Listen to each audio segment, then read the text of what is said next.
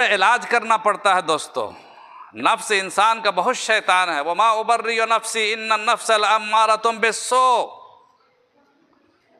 हज़रत यूसुफ अलैहिस्सलातु वस्सलाम की ज़बान से यह कहलवाया गया था, और सारी इंसानियत को पैगाम है। कोई इंसान यह न समझे कि मैंने तो इतनी इबादत कर ली, इतनी रियाजत कर ली, इतनी ज़िंदगी गुजर गई, इतना बड़ा मैं नेक आदमी हूँ, अब तो मुझे ज़रूरत ही नहीं है किसी की।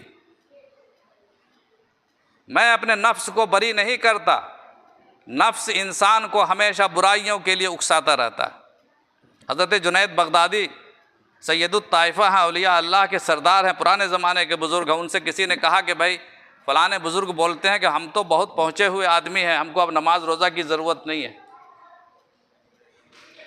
तो हज़रत जुनैद बगदादी ने कहा, उसने सही कहा, पहुँचा हुआ यकीनन है वो जहन्नम में पहुँचा हुआ है, अल्लाह ताला के यहाँ पहुँचा हुआ नहीं है। पहुँचने की दो शक्ल है, इंसान